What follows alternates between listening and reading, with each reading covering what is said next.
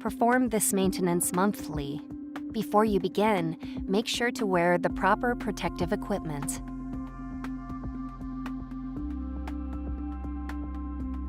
Open the UV Flatbed controller software, then click Clean to move the carriage to the maintenance position. Clean the UV lamps at the same time you clean the print head nozzles and surrounding areas.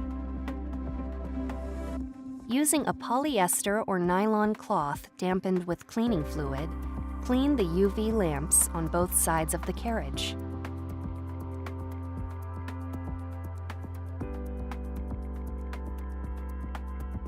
Use a scraper or similar tool to remove any ink that has hardened on any of the UV lamps.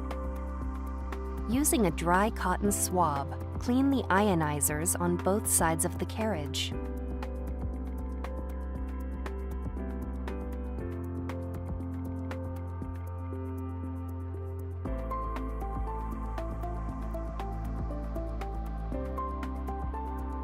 When you're done, click OK.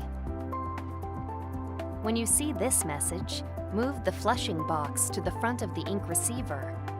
Then click OK. When you're done performing maintenance, reset the applicable maintenance counters in the UV Flatbed controller software.